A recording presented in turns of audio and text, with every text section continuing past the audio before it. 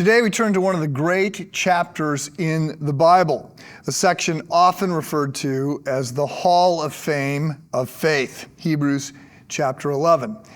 Having moved through the initial chapters of the book of Hebrews, the section ended with a lot of promises, and these promises were about God's work in our lives, and then we moved into this call to action, and we are instructed that we are to draw near to God and to hold on to hope, and that we're to encourage one another to love and good deeds.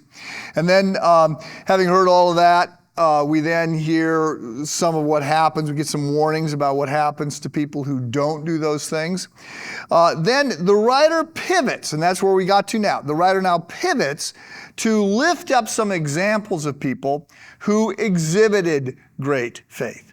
And so that's what we get in Hebrews chapter 11. But the word faith is a little bit of a confusing term. Often misunderstood. Now, it's very important because, we're talking about faith, and we're saved by grace through faith, and we don't walk by sight, but we walk by faith, and the just shall live by faith, and without faith, it's impossible to please God. So faith is obviously an enormously important concept, but it's poorly understood, or at least it's used in a variety of different ways today. So just to start, I want to be very clear. I want to limit our thoughts about faith to biblical faith. So the term gets used in a variety of ways. Some people say they don't have any faith at all in anything, and I've been in discussions with people like this, and I go, well, look, come on.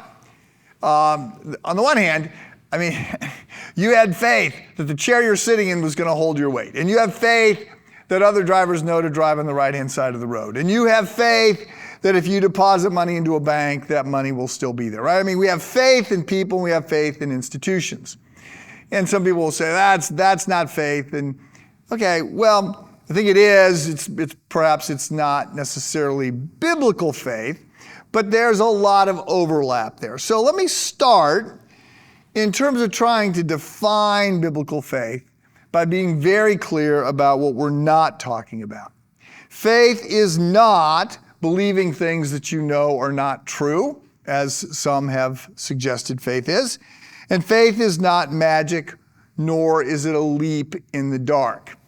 Now, the Bible contends that we're on, one side of a great divide, that God is over here.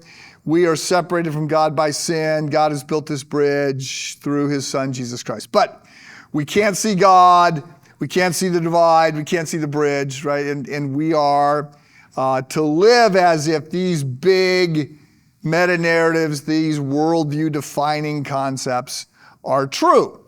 However, we're not expected to believe all this on the basis of nothing. So we believe these things on the basis of signs and on the basis of reason. Evidence comes our way via signs and reason.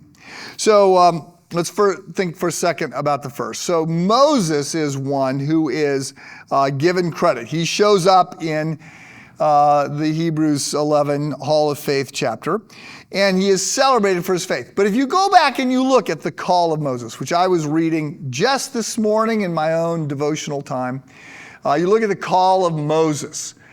Exodus chapter 2, the burning bush, right? Moses is a shepherd out of Midian, and God, he goes to see this bush that is burning, but it's not being consumed.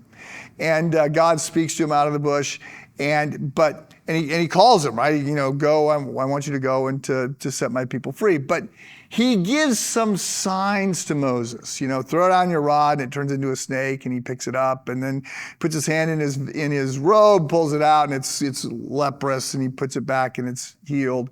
And God tells him of other things, other miraculous signs that he's going to do to help build Moses's faith.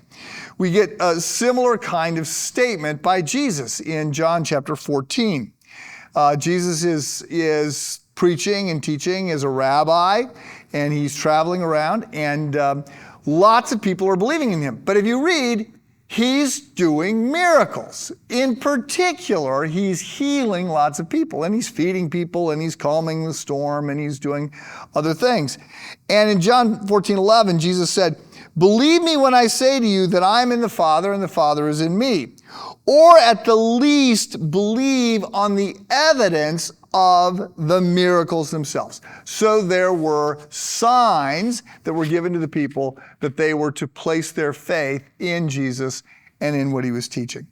So there's also reason, and reason gets developed as one of the other epistemological sort of frameworks. Reason gets developed, and in Hebrews 11 verse 2, we see it spelled out a little bit. By faith, we understand that the universe was formed at God's command, so that what is seen was not made out of what was visible. And there is sort of a scientific claim being made here that the universe that we look at is a material universe. If it was eternal, we would already be in heat death. And so we know that there is signs that the universe had to have a beginning, had to have a beginner, a creator. So we'll talk more about this tomorrow. Lots in Hebrews chapter 11. Have a good day.